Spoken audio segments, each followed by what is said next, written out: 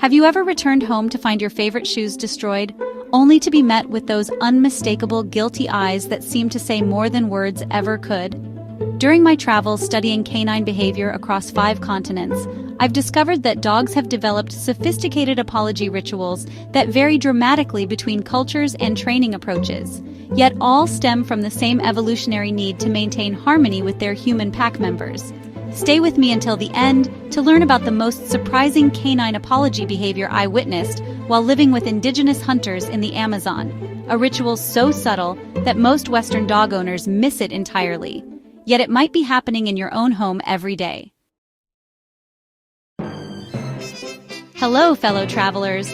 Welcome back to Virtual Travel by Juan. I'm Juan, and today we're exploring one of the most intriguing aspects of our relationship with our canine companions: how dogs apologize to their humans after breaking our rules or disappointing us. During my journeys documenting dog behavior across diverse cultures with Luna, my border collie, I've been fascinated to discover that the concept of canine apology is recognized in virtually every human society that lives with dogs, from urban apartments in Tokyo to nomadic communities in Mongolia, though the behaviors and our interpretations of them vary dramatically across cultures. The question of whether dogs truly feel guilt in the human sense has been debated by scientists for decades.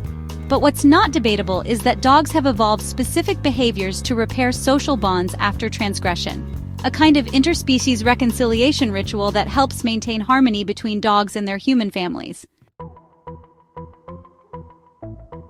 Today, we'll journey through the fascinating world of canine apologies, exploring the science behind these behaviors, how they're interpreted differently across cultures, and what your dog's specific apology style reveals about your relationship. I'll share insights from canine behaviorists, traditional knowledge keepers, and my own observations from working with dogs around the world. Let's decode the subtle language your dog uses to say "I'm sorry." Our first stop takes us to Vienna, Austria, home to the Clever Dog Lab at the University of Veterinary Medicine, one of the world's leading centers for canine cognition research. Dogs don't experience guilt as humans do, explained Dr. Franziska Weber as we observed a fascinating experiment. What they do feel is social anxiety when they detect disapproval from their human companions. In the experiment, dogs were set up in situations where their owners believed they had misbehaved, regardless of whether they actually had. The results were revealing. Dogs displayed guilty behaviors based not on their own actions, but on their owner's body language and tone of voice. What we're seeing isn't remorse for past actions, Dr. Weber continued, but rather a present-moment social strategy to reduce tension and re-establish harmony. This distinction is crucial. Dogs live primarily in the present. Their apologetic behaviors aren't acknowledging moral wrongdoing, but are instead responding to current social disconnection with their human family members. During my week at the lab, I was shown brain imaging studies revealing that when dogs display apologetic behaviors, they activate regions associated with social bonding and stress reduction, the same patterns seen during reconciliation behaviors between dogs in a pack after conflict. What makes this truly remarkable is how dogs have adapted these natural canine behaviors specifically for human understanding. Wild canids like wolves display reconciliation behaviors with packmates, but domestic dogs have evolved a separate set of apologetic signals that seem specifically designed to appeal to human emotional responses. The guilty look with head lowered and eyes raised is almost never seen in dog-to-dog interactions, noted Dr. Weber. It's a behavior that has evolved specifically for dog-human communication because it's effective at eliciting forgiveness from humans. This evolutionary adaptation makes sense.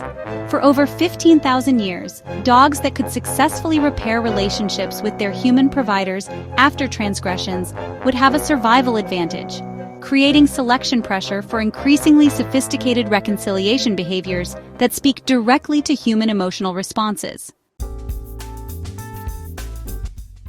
Universal canine apology signals.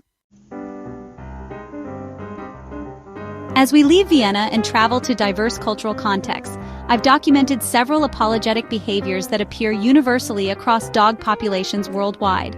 First is the classic guilty look, a constellation of submissive body language including lowered head, ears pressed back, avoiding direct eye contact, and sometimes a lower, slinking body posture.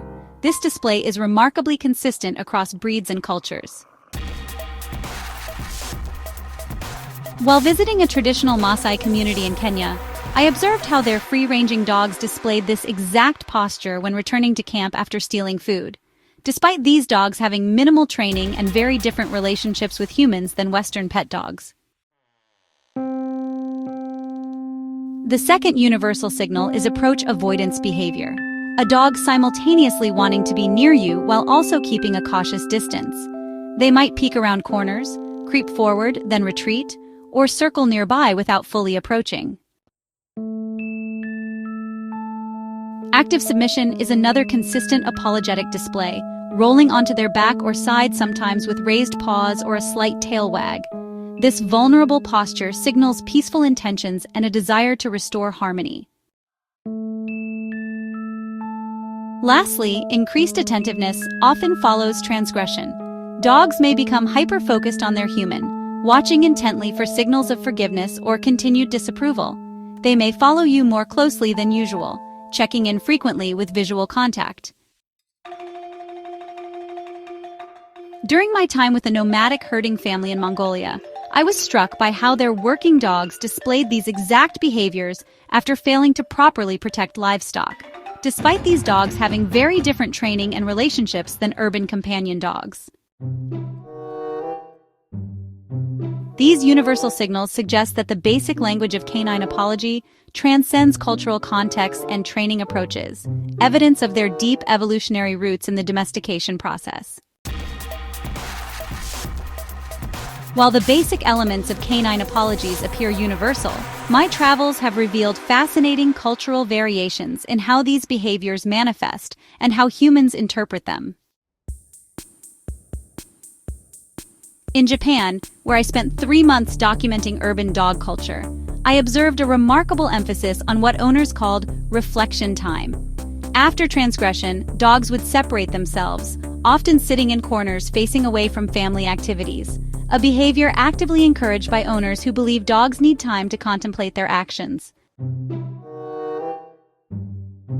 Contrast this with the approach I observed in southern Italy, where highly expressive reconciliation is valued. Dogs there display what locals call the grand apology, elaborately submissive postures combined with whimpering vocalizations and persistent physical contact seeking. These behaviors are actively reinforced through the dramatic forgiveness rituals of their owners. During my stay with an indigenous community in the Amazon, I witnessed perhaps the most subtle interpretation of canine apologies. Their hunting dogs communicate contrition through almost imperceptible shifts in proximity and body orientation, behaviors so subtle that it took weeks for me to recognize the patterns their owners could instantly read. Our dogs speak with their bodies, not their faces, my host explained.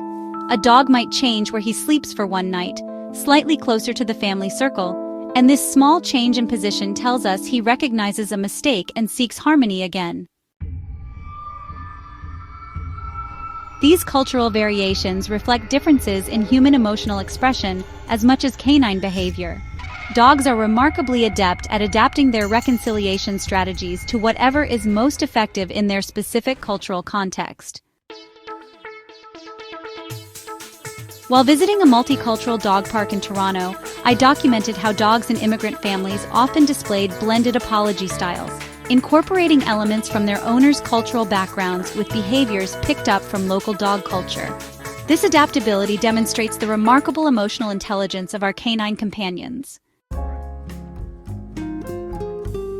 Beyond cultural patterns, individual dogs develop personalized apology styles based on their unique temperament, past experiences, and what has successfully repaired relationships with their specific humans. During my work with animal shelters across 4 continents, I've documented how these individualized apology styles develop and persist. Some dogs become gift givers when seeking reconciliation, bringing toys, bringing shoes, or household items to their humans after transgression. This behavior often evolves from positive reinforcement when the dog has previously brought items that elicited a happy response. While staying with a family in Melbourne whose retriever had mastered this approach, I watched as he systematically worked through his toy collection after destroying a cushion, bringing each item one by one until he found the specific plush squirrel that reliably made his owner laugh, effectively breaking the tension.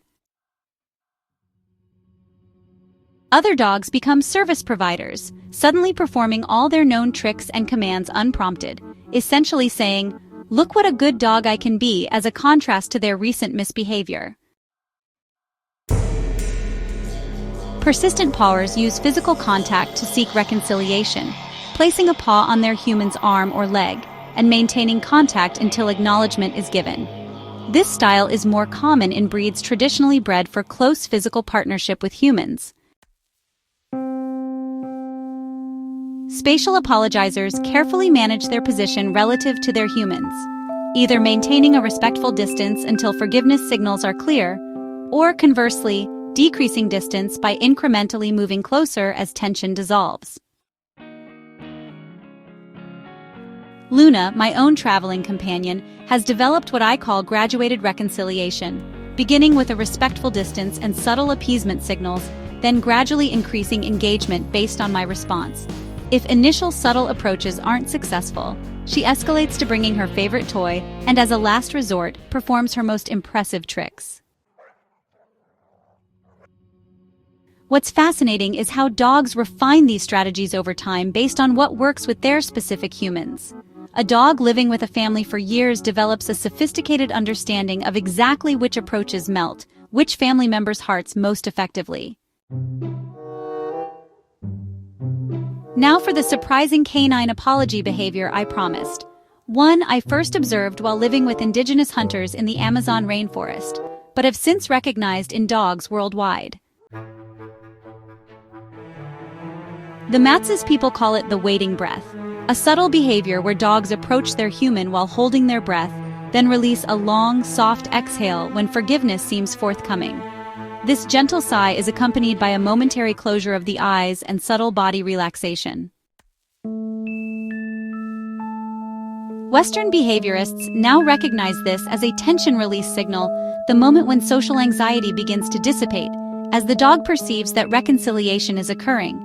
But the Maasai understand it more profoundly as the moment when the dog's spirit realigns with the human spirit after disconnection. What makes this behavior so remarkable is how easy it is to miss. It doesn't have the obvious visual impact of submissive postures or the engaging quality of bringing a toy. It's often just a quiet moment of shared breath that can pass unnoticed in our busy lives.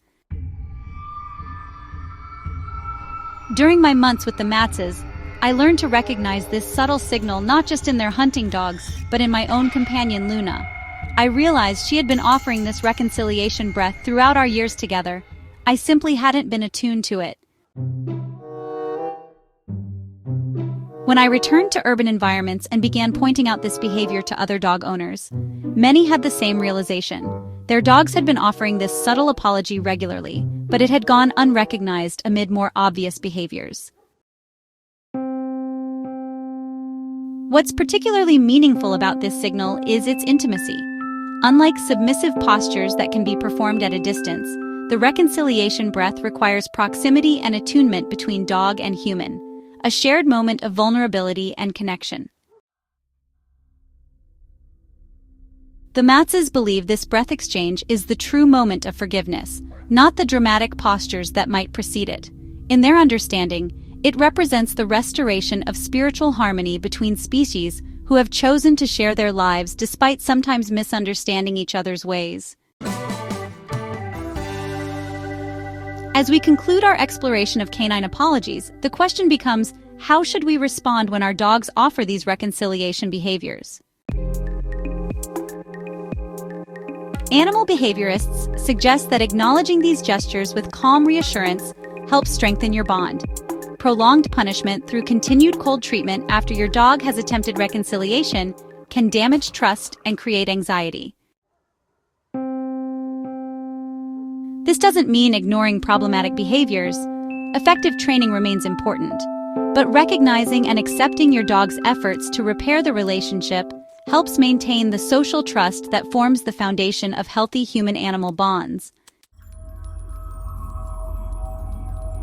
Consider creating your own reconciliation ritual, a consistent way of signaling to your dog that harmony has been restored. This might be as simple as a specific gentle touch or quiet phrase that marks the return to normal relations. So, fellow travelers, as we complete today's journey through the fascinating world of canine apologies, I hope you'll observe your own dog's reconciliation behaviors with fresh eyes, recognizing the sophisticated emotional intelligence behind these gestures. Whether your dog brings gifts, performs tricks, gives you guilty eyes, or offers the subtle reconciliation breath we discussed, these behaviors reflect thousands of years of co-evolution and the remarkable bond between our species. Next week, we'll explore the world's most dog-friendly ancient temples where spiritual traditions have honored the human-canine bond for centuries. Until then, I'd love to hear in the comments about your own dog's unique apology style. Thanks for joining Virtual Travel by Juan today, where we explore both the world around us and the remarkable companions who journey beside us.